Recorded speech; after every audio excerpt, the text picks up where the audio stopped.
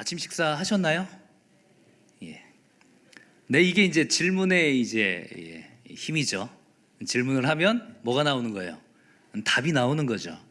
전문용어로 뭐 응답 반사 이런 얘기도 하는데, 질문을 하게 되면 그에 따른 이제 답이 나온다는 거죠.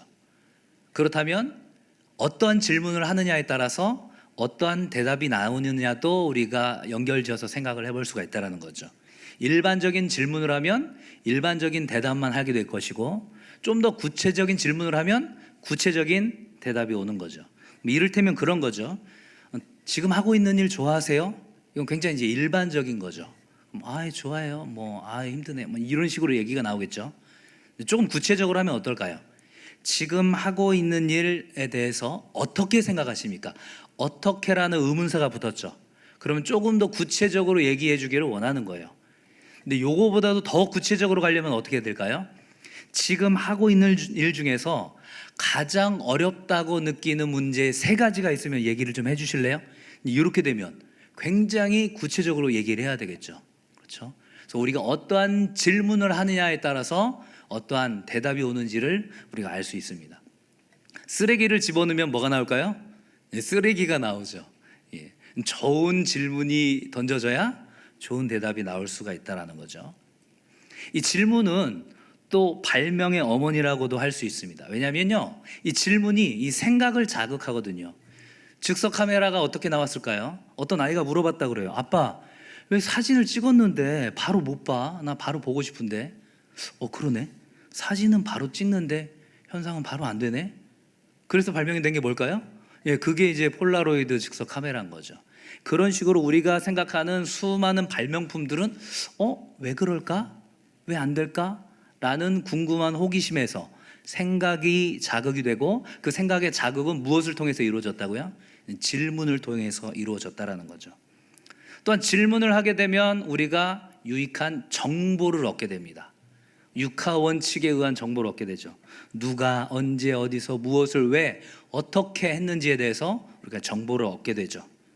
또 중요한 것 중에 하나가, 우리가 질문을 하게 되면요, 이 감정과 상황을 통제할 수가 있게 됩니다. 이 통제라는 말 자체가 좀 어감이 조금 안 좋을 수도 있는데, 우리가 어떤 토론장에서의 사회자를 생각하시면 좋을 것 같아요. 사회자가 분명히 이야기를 하죠.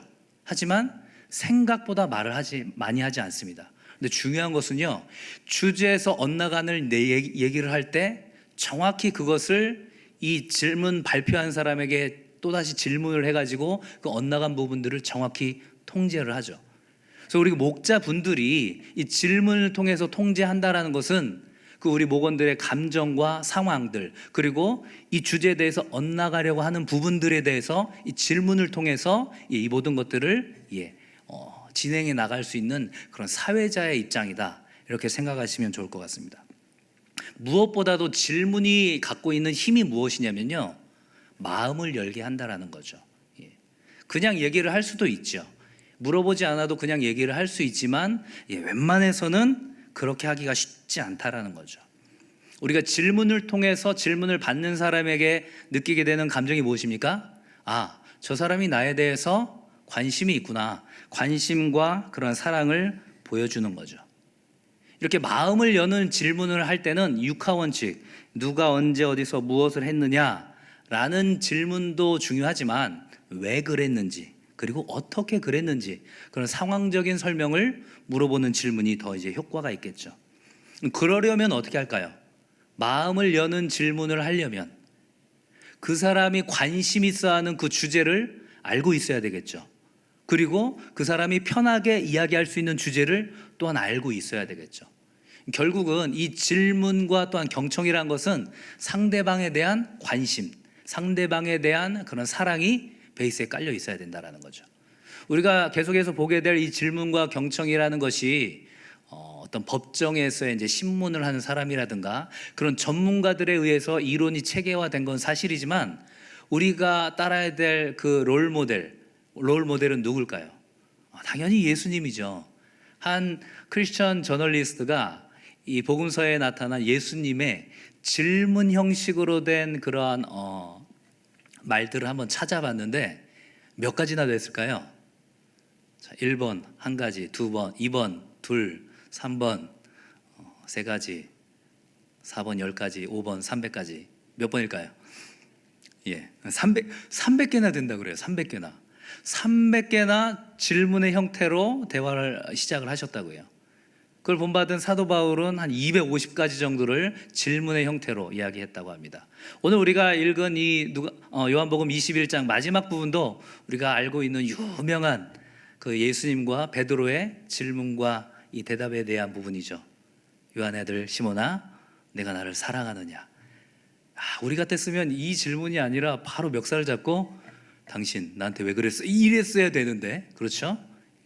그 마음을 이미 아시고, 차마 볼 면목도 없는 그 베드로의 마음을 이미 아시고, 그러나 그 마음 가운데 있는 그 뭐예요? 내가 비록 예수님을 배반했지만 내가 여전히 예수님을 사랑하고 있다는 것.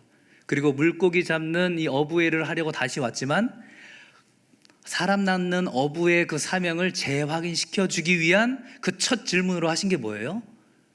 내가 나를 사랑하느냐? 여러 가지 질문들을 할 수 있었는데, 그렇죠? 그래서 질문이 마음을 여는 그런 엄청난 힘이 있다라는 거죠. 또 이 질문과 관련돼서 우리가 중요한 것이 무엇이냐면, 이 질문이 경청과 따로 떼어서 생각을 할 수가 없습니다. 질문을 하게 되면 질문을 받는 사람은 어떻게 돼요? 귀를 기울이게 되겠죠. 왜요? 나에게 물어보고 있으니까. 동시에 어떻습니까? 질문을 한 사람 역시 귀를 기울이게 됩니다. 왜요? 그 질문에 대해서 어떻게 대답하는지를 들어야 추가적인 질문을 할 수 있고 반응을 할 수가 있고 그 사람에 대해서 더 알 수가 있기 때문이죠. 그래서 질문은 귀를 기울이게 만든다는 거죠. 질문은 경청으로 이어집니다. 제가 강의를 준비하기 위해서 책을 몇 권 보니까요, 특이한 사실을 발견했습니다. 질문과 관련된 책인데 그 안에 경청에 대한 내용이 굉장히 많은 부분 할애를 하고 있어요. 경청에 대한 책을 봤거든요. 그런데 이 경청에 대한 책 안에 상당히 많은 부분이 질문에 대한 부분이 들어가 있어요. 무슨 얘기일까요? 이 질문과 경청이 따로 떨어진 게 아니라 거의 연결되고 같이 붙어 있다는 얘기죠. 질문을 한다는 것은 귀를 기울이게 하는 효과가 있다는 거죠. 마지막으로 중요한 7번째 그 질문의 힘이 뭐냐면요, 질문에 답하면 스스로 설득이 된다는 거죠. 스스로 누군가 이야기를 해서 맞아, 그게 맞는 얘기구나 라고 설득이 되는 것도 중요하지만, 질문을 통해서 그 질문을 받은 사람이 대답을 하고, 그리고 어떻게 될까요? 스스로에게 물어보게 되는 거죠. 스스로에게. 요한의 아들 시몬아, 내가 나를 사랑하느냐?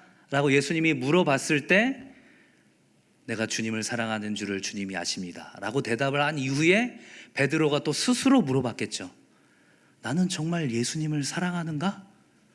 내가 예수님을 배반하고 떠났지만 그래도 나는 지금 예수님을 사랑하고 있나? 스스로가 물어보는 거죠. 그리고 그래, 맞아, 내가 예수님 앞에 볼 면목이 없지만 그래도 내가 여전히 예수님을 사랑하는 건 맞아. 그렇지. 스스로가 지금 설득이 된다라는 거죠. 그래서 존 스트라우스라는 의학 박사가 이런 얘기를 했다고 그래요. 평범한 의사는 질문을 하고 대답을 듣지 않는다. 대답을 안 듣는 의사가 평범한 의사랍니다. 그럼 훌륭한 의사는 어떤 의사냐? 질문을 하고 대답에 귀를 기울이는 의사는 훌륭한 의사래요. 그런데 비범한 의사가 있습니다. 평범하지 않고 훌륭함을 뛰어넘는 비범한 의사는 환자 스스로 질문하고 답을 찾게 만든다, 이렇게 얘기를 하고 있습니다. 의학 박사가 한 얘기예요. 수없이 많은 질문과 그 대답을 통하여서 환자 스스로가 그러면 이제 난 어떻게 해야 되지? 라고 스스로 묻게 만들고 그거에 대한 답을 찾게 만든다라는 거죠. 그것이 바로 이제 질문의 힘이라는 거죠. 그래서 우리 목자들 뿐만이 아니라 우리의 자녀들, 사랑하는 우리의 남편과 아내와 대화를 할 때도 이 질문을 어떻게 하느냐가 굉장히 이제 중요하다라는 거죠. 그럼 질문을 어떻게 해야 될까? 질문과 관련된 이론들을 체계한 전문가들의 얘기를 종합을 하면 한 4가지 정도로 얘기를 할 수 있을 것 같아요. 첫 번째는 한 번에 하나씩 질문하라는 거죠. 한 번에 어떻게 질문하라고요? 하나씩만 질문하라는 거죠. 이걸 의도적으로 이제 복합적으로 질문을 해가지고 유도신문을 하게 만드는 경우도 있는데, 한 번에 하나씩 질문을 해야 그것에 집중할 수 있는 거죠. 질문하는 사람도 집중하고, 그리고 질문을 받는 사람도 제대로 대답을 할 수 있는 거죠.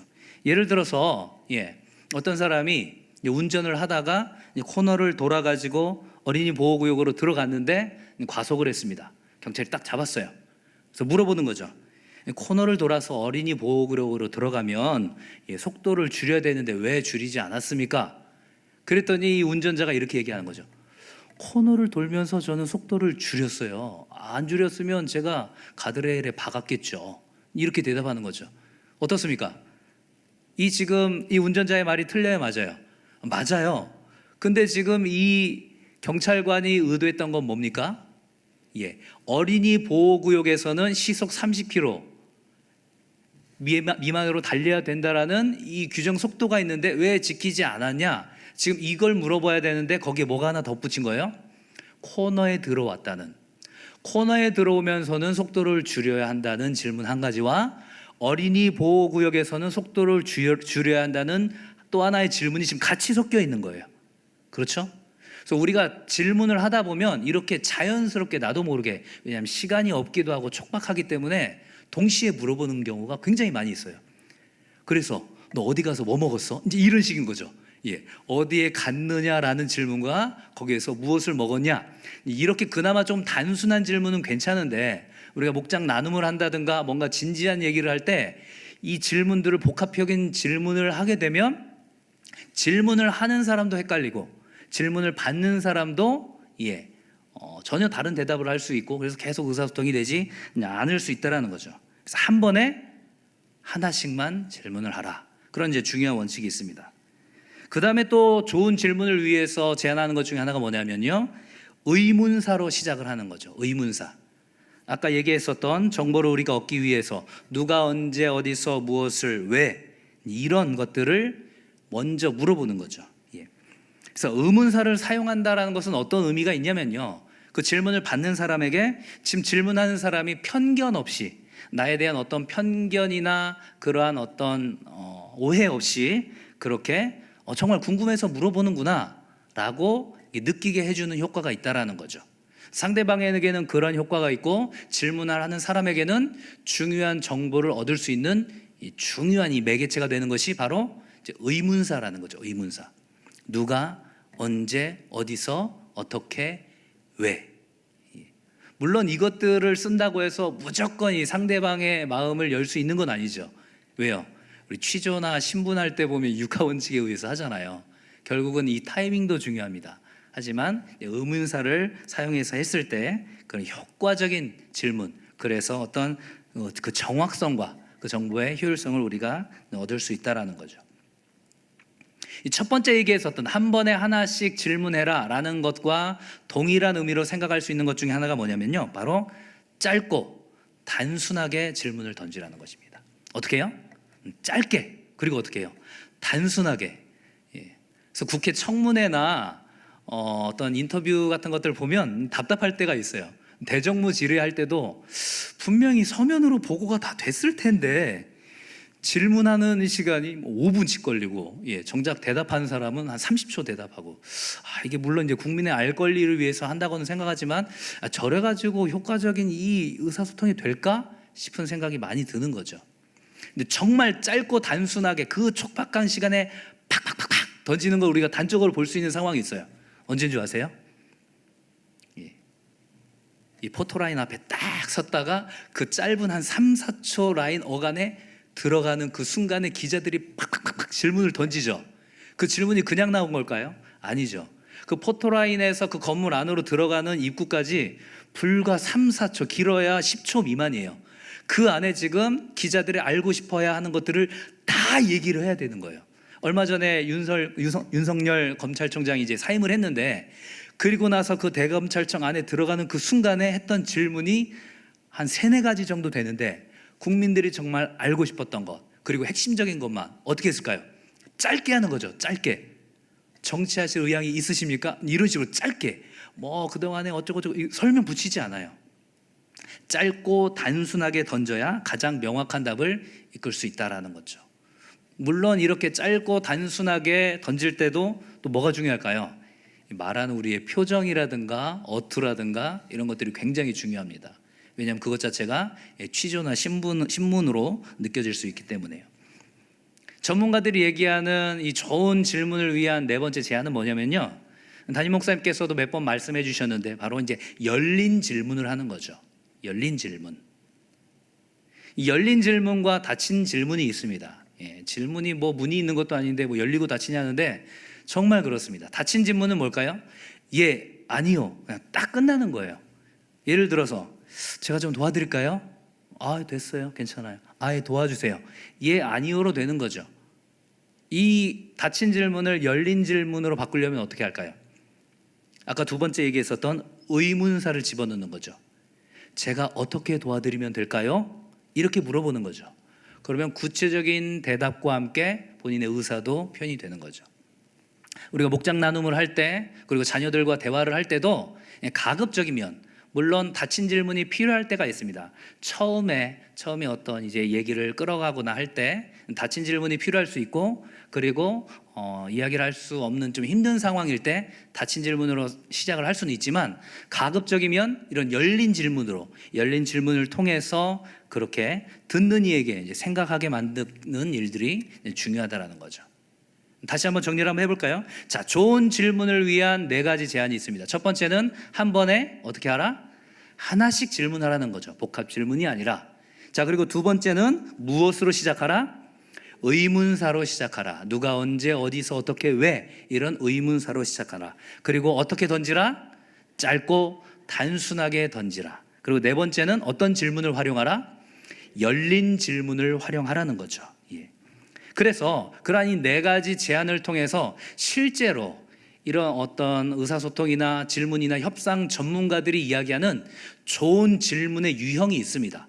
이것들이 한 6가지 정도 되는데요. 한번 보면 좋은 질문의 유형의 첫 번째는 직접적 질문입니다. 어떤 질문이요? 직접적 질문. 기본적인 의문사를 이용한 아주 간단한 질문이죠. 굉장히 단순하지만 강력합니다. 취조할 때라든가 신문할 때, 자, 어제 오후 2시에 누구랑 있었습니까? 예, 누구랑 있었습니까? 간단하죠? 누구랑 있었습니까? 그렇죠? 무엇을 했습니까? 이런 식으로 그렇게 던지는 직접적인 질문. 이것이 자칫 잘못하면 우리가 일상 대화 중에서 상대방을 이렇게 취조하는 것처럼 느낄 수도 있겠지만, 때로는 가장 미사유구 없이 아까 말씀드린 짧고 단순하게 던지는 질문의 전형적인 예가 바로 이 직접적인 질문이 되는 거죠. 두 번째 좋은 질문의 유형은 뭐가 있냐면요, 확인 질문입니다. 확인 질문. 어떤 질문이요? 확인 질문. 이것은 상대방이 혹시 거짓말을 하고 있는지 아니면 제대로 알고 있는지 주의를 기울이고 있는지 확인하는 거죠. 제가 좀 전에 어떻게 얘기했습니까? 자, 우리가 좋은 질문을 위한 제안 4가지가 뭐라고요? 라고 물어봤죠. 그렇죠? 그것 자체가 지금 뭐예요? 확인 질문이에요. 확인 질문. 그렇죠? 물론 뒤에 나오는 반복 질문이랑 조금 겹치는 내용이 있을 수도 있는데, 확인 질문에는 그것들을 상대방이 알고 있는지, 혹시 그것들을 이제 기억하고 있는지, 그런 것들을 이제 확인하는 거죠. 그래서 이 확인 질문의 특징은 뭘까요? 지금 질문을 하는 사람이 새로운 정보를 얻는 것이 목적이 아니겠죠. 아까 제가 좋은 질문을 위한 4가지 제언이 무엇입니까? 라고 물어봤을 때 지금 제가 몰라서 묻는 게 아니죠. 그렇죠? 상대방이 알고 있는지를 확인하기 위해서 하는 질문입니다. 이런 질문이 필요한 이유가 무엇일까요? 우리가 특별히 이제 성경 공부 나눔을 하거나 어떤 대화의 내용을 얘기를 할 때 그것들이 이제 맞는지를 이제 확인하는 일이 이제 필요한 거죠. 뒤의 내용과 겹치는 부분이 있긴 하겠지만 이렇게 확인하는 것들을 통해서 진실성이나 정확성의 그 수준을 알아내는 것과 이제 관련이 있습니다. 자, 그다음에 세 번째를 한번 보면요, 두 번째 보셨던 확인 질문과 같은 듯하지만 좀 다릅니다. 반복 질문이죠. 이것은 같은 정보를 얻을 목적으로 2개의 다른 질문을 하는 거예요. 여러분들 어떤 테스트 용지 같은 경우에 보면 이 반복 질문이 많이 있습니다. 잘 따져놓고 보면 같은 대답을 듣고 싶어 하는 거예요. 그런데 질문은 다르게 하는 거죠. 목적이 뭐가 있을까요? 이것은 약간 거짓말을 하고 있는지 아닌지를 확인하기 위한 그런 이제 질문입니다. 그렇기 때문에 이 반복 질문은 어디에서 많이 사용이 될까요? 아까 말한 어떤 상대방을 테스트한다던가 법정에서 굉장히 많은 질문을 합니다. 뭐 예를 들면 이렇게 얘기할 수 있는 거죠. 지금 법정에 나와 있는 한 피고인에게 당신 몇 소대에 있습니까? 이 소대에 있습니다. 이 소대 인원이 몇 명이죠? 네, 12명입니다. 그래요. 자, 소대에 총기가 몇 정이 있습니까? 딱 물어봤어요. 그러면 20정이 있습니다. 그러면 전제 지식을 한 소대에 1인이 갖고 있어야 되는 총이 한 자루라는 전제를 우리가 알고 있다는 전제하에 이 사람이 지금 거짓말을 했을 가능성이 있는 거죠. 그렇죠? 지금 질문은 다르겠죠? 소대 인원이 몇 명입니까? 소대에 재고되어 있는 총이 몇 자루입니까? 죄송합니다. 군대 얘기를 하니까 남자 목사님들 말고는 전혀 공감이 안 되는 상황인데, 그래서 같은 대답을 원하는데 질문은 다르게 하는 거죠. 질문은 다르게. 이것을 우리 목장 나눔할 때도 사용할 수가 있습니다. 근데 중요한 건 뭐냐면요, 이 반복 질문을 할 때는 굉장히 조심해야 됩니다. 왜요? 이 사람이 지금 내가 거짓말 했는지 지금 확인하려고 하나? 이 사람이 영물인지라 이게 느낌이 오거든요. 이 테스트 용지 같은 걸 볼 때도 그런 것들이 저희들이 느껴지잖아요. 그래서 이 반복 질문을 할 때는 우리가 반복 질문을 할 때는 앞에서 보았었던 확인 질문과 같은 효과로 쓰려는 그런 목적으로 쓰셔야지, 지금 거짓말하고 있는데 내가 아주 다 까발릴 거야, 아주 그냥 이런 마음으로 하시면 안 된다는 거죠. 그런 질문 기법에 이런 반복 질문이 있다라고 생각을 하시면 됩니다. 그 다음에 이 두 번째 확인 질문 그리고 세 번째 반복 질문과 비슷한 듯한데 또 다른 게 있어요. 그것이 네 번째가 이제 연속 질문이죠. 연속 질문. 그래서 원하는 정보와 관련된 모든 상황을 알아내기 위해서 다른 방식들로 또 다른 질문들로 얘기를 하는 거죠. 이것은 세 번째 얘기했었던 반복 질문보다도 더욱더 의구심이 강한 상태에서 하는 얘기예요. 계속 쏘아 붙이는 거죠. 계속. 그러면서 이제 논리적인 결함이 있을 때 그것들을 딱 깨는 거죠. 앞에서는 이렇게 얘기하셨는데 왜 이렇게 얘기하시는 거죠? 이런 식으로. 우리는 이런 연속 질문 굳이 할 필요는 없습니다. 이런 이제 기법이 있다라는 거죠. 그 다음에 다섯 번째 뭐가 있냐면요, 이것들은 우리가 이제 목장 나눔할 때 굉장히 유용하게 그리고 자주 사용해야 하는 질문 형식인데요, 바로 5번이 요약 질문입니다. 어떤 질문이요? 요약 질문. 제가 어떤 질문이요? 하는 것도 지금 뭡니까? 지금 확인 질문이었죠. 그렇죠? 요약 질문은 무엇일까요? 상대방에게 답변을 재검토할 기회를 주려는 거죠. 이렇게 얘기하셨는데 이게 맞나요? 재확인과 함께 혹시 대답을 하는 사람이 논리적으로 헷갈리거나 아니면 마음이 뭔가 정해지지 않은 상황들을 이제 제시하는 질문.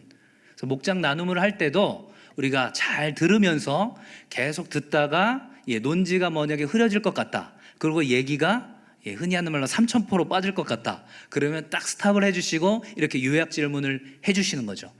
지난주 설교에서 빈수레가 요란하다 얘기를 했는데 내가 아는 사람들 중에서 정말 너무 그렇게 요란을 떤 사람이 있는데 하면서 계속 삼천포로 빠지려고 하면 어떻게 해야 되는 거예요? 끊어 주셔야 되는 거죠.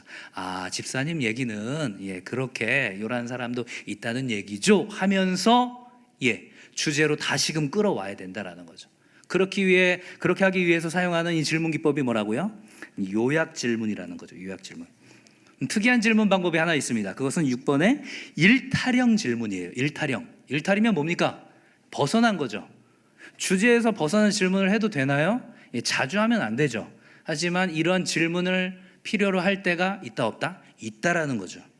주제와 관련이 없지만 마음을 터놓게 하려고 이렇게 질문을 이제 던지기도 하는 거죠. 상대방이 혹시라도 지금 대답하는 가운데 긴장하고 있다, 그 주제에 대해서 계속 이야기하는 것이 너무 힘들다, 그러면 그 주제와 벗어난 가볍게 이야기할 수 있는 질문들을 한번 던지는 거죠. 그렇게 하고 다시 이제 질문으로 돌아오는 거죠. 또 하나 유용한 건 뭐냐면요, 질문을 하려는 사람이 지금 뭔가 좀 정리할 시간이 필요해요. 그리고 추가적인 질문에 대해서 뭔가 생각할 시간이 필요한데 그 시간을 벌기 위해서도 이 일타령 질문을 사용할 수가 있다는 거죠.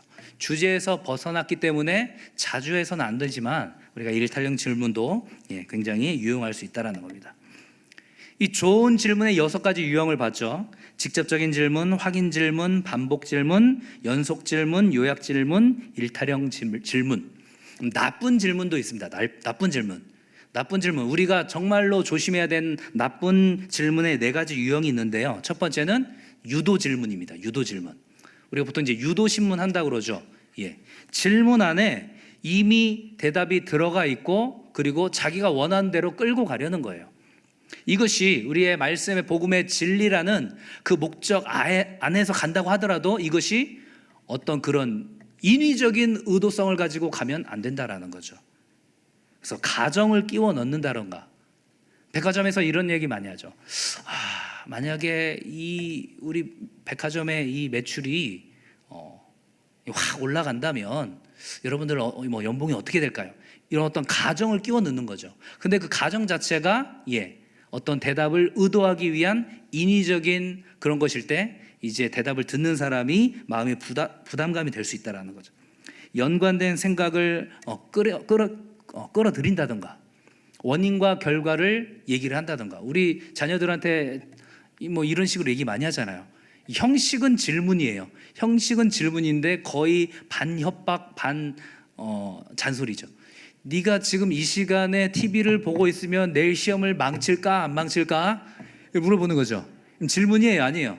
질문 맞죠? 그렇죠? 네가 이 시간에 지금 TV를 보면 원인이죠. 그럼 결과에 대해서 시험을 망칠까 안 망칠까 받아들이는 사람은 어때요? 엄마가 지금 나의 시험 성적에 관심이 많으시구나. 참 감사하다. 이렇게 생각할까요? 짜증난다. 이렇게 되겠죠. 유도신문, 이 원인과 결과를 그렇게 결부시키는 것도 유도신문의 대표적인 형태라는 거죠. 또 강요하는 질문도 있어요. 야, 너 그렇게 하면 되겠어? 되겠어? 안 되겠어? 되겠어? 안 되겠어? 이렇게 강요하는 것들, 그런 것도 이제 유도신문이라는 거죠. 이런 것들은 우리가 절대적으로 피해야 된다는 거죠. 또 두 번째 나쁜 질문이 있는데요. 부정형 질문입니다. 부정형 질문. 물론 어떤 강조를 위해서 부정어를 쓰는 경우도 있지만 부정어를 쓰는 순간 듣는 사람이 헷갈리게 돼요. 그게 사실이 아닌가요? 라고 물어보면 아니요? 라고 대답을 했다고 합시다. 그럼 그게 사실이라는 얘기예요? 지금 사실이 아니라는 얘기예요? 헷갈리시죠? 주로 이제 영미권에서 이런 부가 의문문을 쓸 때 많이 헷갈리기도 하는데 우리 역시도 질문을 할 때 특별한 목적이 아니고서는 부정어를 사용할 필요가 없다라는 거죠.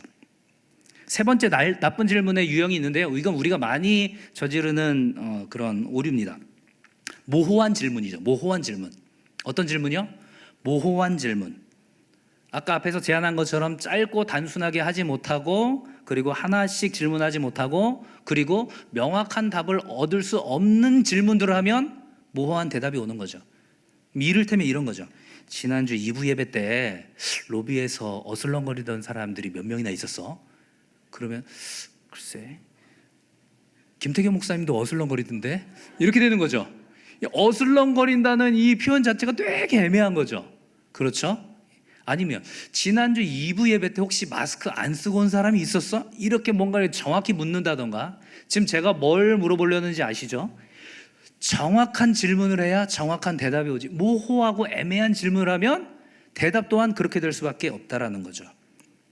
마지막 네 번째로는 아까 우리가 처음에 봤었던 얘기를 드리는 건데 복합형 질문입니다. 복합형 질문. 하나를 묻고 있는데 그 질문 안에 2가지, 3가지 내용이 같이 들어가 있는 거예요. 시간이 급하면 그럴 수도 있지만 그것 자체가 대답을 하는 사람으로 하여금 오해의 소지가 있게 만들 수 있다라는 거죠. 자, 질문을 우리가 할 때 이 질문과 관련된 그런 이제 신문 전문가들이 이제 나름의 체계화를 시킨 게 있어요. 체계화. 모든 질문에 4가지 카테고리 안에 다 들어간다라는 거예요. 4가지 카테고리. 첫 번째는 사람. 모든 질문에는 사람과 관련된 질문이거나 또 한 가지는 장소에 대한 질문이거나 또 하나는 사물, 어떤 물건에 대한 질문이거나 마지막 4번째는 사건, 어떠한 특별한 일에 대한 사건에 대한 질문이라는 거죠. 자, 되겠죠? 사람과 장소와 사물과 사건에 대한 질문으로 이어진다라는 것입니다. 그거에 대한 대답도 어떨까요? 똑같겠죠? 그래서 이 네 가지를 염두에 두고 대화를 하는 것도 굉장히 유용할 것 같아요. 사람과 장소와 사물과 사건으로 분류된다라는 거죠. 특별히 우리가 목장 나눔이나 가정에서 그리고 일상적으로 대화를 할 때 가장 주의를 기울여야 되는 부분이 무엇일까요? 바로 이 사람에 대한 부분이죠. 이 사람에 대한 질문은 타인의 정보를 얻고 그 개인적인 범주와 직업적인 범주 그리고 어떤 관계에 대한 부분들도 우리가 알 수 있죠. 근데 중요한 것은 우리가 질문을 던질 때 그 질문을 받는 사람이 어떠한 유형인지를 우리가 가늠할 필요가 있어요. 네 가지 유형이 있습니다. 질문에 대답하는 사람들의 네 가지 유형. 첫 번째는요, 통합형 인간이에요. 통합형. 굉장히 신중한 사람들입니다. 그래서 뭘 물어봤을 때 장황하게 쫙 절대 늘어놓지 않아요. 이 사람이 내 얘기를 들을 만한 준비와 관심이 있는지를 먼저 흔히 하는 말로 간을 봅니다. 처음에는 단답형으로 짧게 이야기를 하다가 어느 정도 내 이야기가 지금 소통이 되고 있다 싶으면 그때 얘기를 쫙 늘어놓는 거죠. 그렇죠? 이런 분들에게는 초반부터 굉장한 집중과 관심을 보여야 되죠. 왜냐하면 성격 자체가 신중한 스타일이니까. 두 번째는요, 독재자형 인간이 있습니다. 독재자형. 딱 뭘 물어보면 단정해서 딱 대답하는 거예요. 자, 우리나라가 지금 왜 이렇게 힘듭니까? 문재인 대통령 때문이요! 뭐 이런 식으로 딱 단정해서 얘기를 하는 거죠. 이 단정해서 얘기하는 사람의 강점은 뭘까요? 리더십이 있습니다. 도널드 트럼프 같은 경우 보세요. 미국이 지금 왜 이렇게 경제가 힘들죠? 중국 때문이요! 이렇게 되는 거죠. 자기가 얘기하는 것에 대해서 단정을 하기 때문에 후속 질문을 계속해서 해줘야 돼요. 왜 그렇게 생각하시죠? 그 근거가 있나요? 이런 식으로 우리가 질문을 할 필요가 있습니다. 우리 목원들 중에서 우리 주위 사람들 중에 분명히 있습니다. 이런 독재자형 인간. 자, 세 번째는요, 이런 분들이 더 많을 거예요. 해설자형 인간. 해설자형 인간. 말 안 해도 아시겠죠? 자, 질문자의 요청 이상으로 대답해서 질문이 다른 방향으로 튀게 만들 수 있어요. 이분 얘기 계속 듣고 있다가는 목장 모임이 그냥 이분 얘기로 시작해서 끝날 수가 있어요. 중간에 끊어줘야 되죠. 요약 질문을 통해서.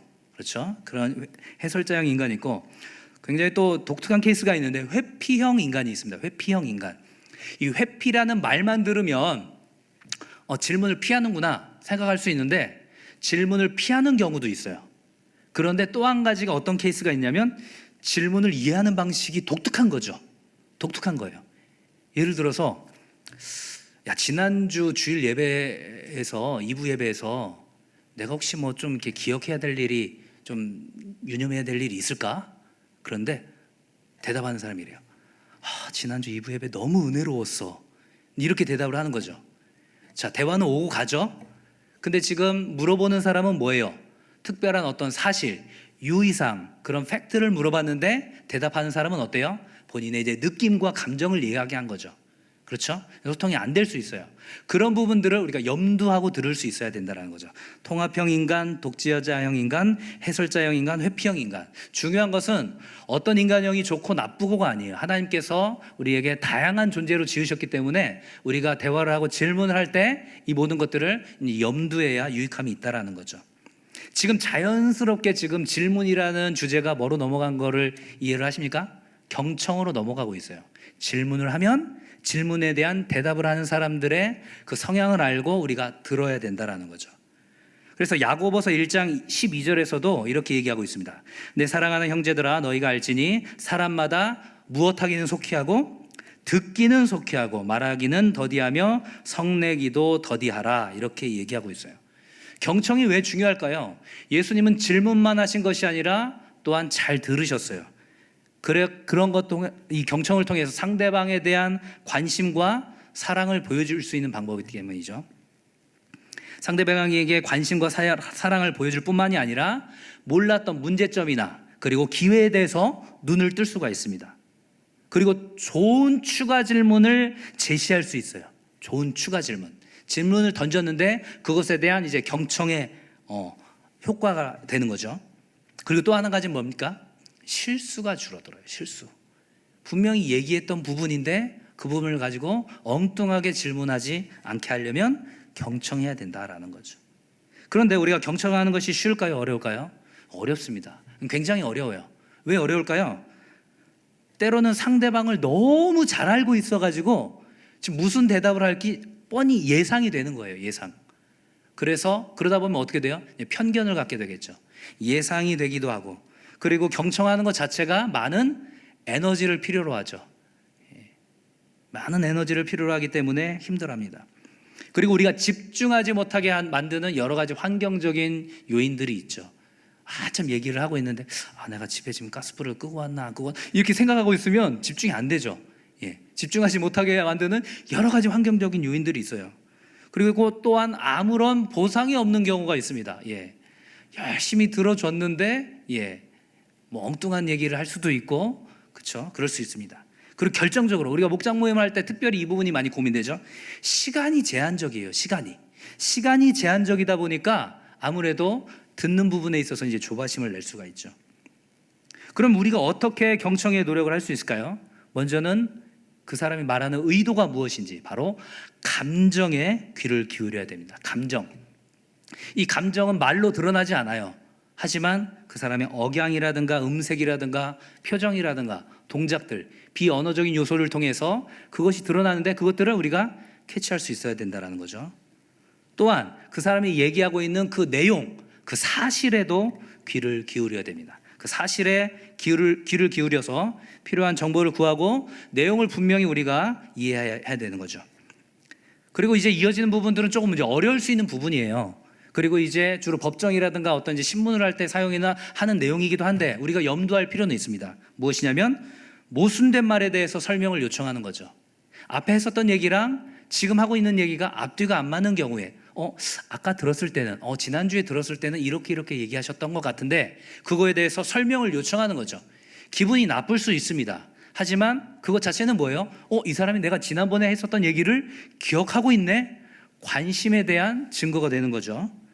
그렇기 때문에 네 번째, 긍정적으로 대면하라는 거죠. 여기서 말하는 대면이라는 것이 얼굴을 바라보는 것뿐만이 아니라 직면하는 거죠. 그 상황에 대해서 질문자가 회피하게 되면 안 된다라는 거죠. 진실과 사랑의 균형을 유지하면서 들어야 된다라는 거죠. 사랑만 있는 경우에는 어때요? 얘기를 못 해요. 진실만 얘기하려고 하면요, 거의 마음을 난도질하는 거죠. 그 마음의 균형을 잡을 수 있어야 된다는 거죠. 그리고 방어적인 반응을 예상을 해야 돼요. 끝내 얘기를 안 하려고 하고 계속해서 뭔가 말을 바꾸면서 얘기하고, 그럴 수밖에 없는, 심리학적으로 방어 기제 이런 표현을 쓰잖아요. 방어적인 반응을 예상을 하라는 거죠. 그리고 상대방의 시선에 고정을 하라는 거죠. 눈빛을 보고, 이것들은 이제 앞에 있는 여러 가지 것들을 하기 위한 전제 조건이 되겠죠. 이 마지막으로, 이 질문을 했을 때 질문을 받는 사람들의 이 스타일이 있다면, 반대로 이제 리더들도 이 경청하는 스타일이 또 제각각입니다. 어떻게 보면 이 아까 얘기했었던 통합형 인간, 독재자형 인간, 해설자형 인간, 회피형 인간의 어떻게 보면 이제 또 다른 이제 해석이라고 생각할 수 있는데, 네 가지로 얘기를 할 수 있죠. 사령관 스타일이 있고, 공연자, 학자, 부모, 이런 스타일이 있습니다. 자, 첫 번째는 뭐라고요? 사령관. 두 번째는 공연자, 공연하는 사람. 세 번째는 학자. 그 다음에 네 번째는 부모. 자, 사령관의 스타일은 어떨까요? 말을 듣는 것에 굉장히 힘들어하는 사람입니다. 주로 말을 해서 사람을 이끄는 거죠. 비전을 제시하고. 그래서 여러분들 중에 이 사령관적인 그런 스타일을 갖고 있는 분이라면 이 경청하는 것이 굉장히 힘들 수 있습니다. 특별히 더 노력을 하셔야 돼요. 그래서 듣기, 내가 좀 들어야겠다, 그것에 우선순위를 두고 이야기를 하셔야 됩니다. 또 공연자형 스타일이 있어요. 공연자형. 이 사람들은 뭔가를 이제 보여주고 제시하는 일들을 합니다. 그래서 분위기를 굉장히 중요하게 생각하는 사람들이에요. 이 사령관, 공연자, 학자, 부모 중에서 듣는 것을 제일 잘하고 듣기에 대한 센스도 좋은 사람이 바로 이 공연자들이에요. 지금 어떤 마음이구나, 이런 것들을 정확히 캐치해낸다라는 거죠. 근데 이 사람이 갖고 있을 수 있는 함정이 있어요. 뭘까요? 같이 모여있는 사람들을 구경꾼으로 만들 수 있어요. 예. 왜요? 본인이 주연이니까. 이게 이제 조금 다르죠. 사령관은 말을 주도하고 그래서 듣지를 않는데, 공연자는 말은 굉장히 잘 듣는데 들으면서도 어때요? 듣는 사람들을 구경꾼으로 만들 수 있다는 거죠. 그래서 굉장히 경청에는 익숙하면서도 소극적으로 참여하게 만들 가능성이 있다는 것들을 생각을 해야 됩니다. 이 학자 스타일의 그런 리더십을 갖고 있는 사람은 어떻게 경청을 할까요? 이 사람은 이 질문하는데 굉장히 탁월합니다. 왜요? 예리하거든요. 예리하기 때문에 아주 촌철살인과 같은 질문들을 하죠. 지식적인 그런 이제 중심의 사고방식을 갖고 있습니다. 하지만 이제 학자 스타일의 경청의 이 함정은 뭘까요? 함께하는 부분, 그리고 개방과 협력의 듣기, 이런 부분들이 굉장히 약합니다. 듣기는 듣는데 그 듣는 분야에 대해서 굉장히 본인의 관심과 그런 부분들에 대해서 이제 제한이 되어 있다는 거죠. 마지막 부모 스타일의 경청하는 사람들은 잘 돌보는 사람들입니다. 잘 돌보는 사람들, 감정 중심이죠. 자, 이 사람의 최대의 강점은 뭘까요? 잘 공감합니다. 벌써 누군가 얘기를 하고 있으면 같이 울고 있어요. 저희 큰 누나가 그러거든요. 막 사람들이 모여요. 언니 제가요 이러이러했는데 그래, 같이 울어요. 같이 공감해 주는 거죠. 9시 뉴스 끝나면 시청해 주셔서 대단히 감사합니다. 이렇게 연상은 네 수고하셨어요. 같이 인사하고 있어요. 제가 너무 기가 막히더라고요. 이 공감 능력이 탁월한 사람들이에요. 그러니까 경청을 잘하는 것 같아요. 그렇죠? 오히려 공연자보다도 잘하는 것 같아요. 이 사람의 가장 큰 취약점은 뭘까요? 이 부모 스타일의 경청자의 가장 큰 단점? 조언을 못합니다. 사랑과 진실 중에 사랑만 있어요. 야, 얘한테 이게 지금 정신 차리라고 한마디 해야 되겠는데 이 상처받을까? 못하겠는 거예요. 못하겠는 거예요.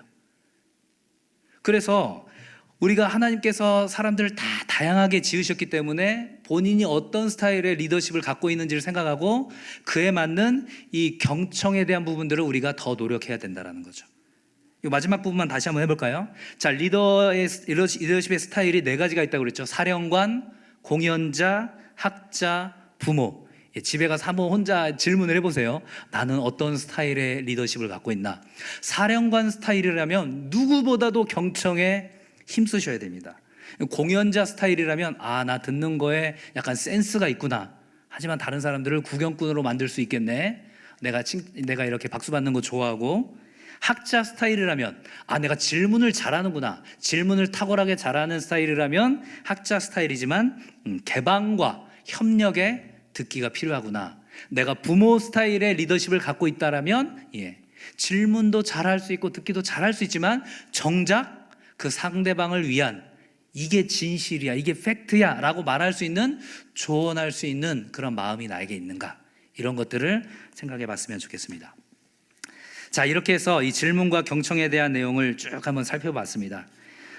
내용을 정리하면서 우리가 그럼에도 불구하고 항상 전제로 갖고 있어야 되는 것은 무엇일까? 바로 예수님께서 한 영혼을 천하보다도 귀하게 여기셨던 그 마음. 그래서 예수님을 배반했었던 베드로를 굳이 찾아가시죠. 그리고 사람 취급도 못 받던 사마리아의 한 여인을 일부러 찾아가시죠. 그렇죠?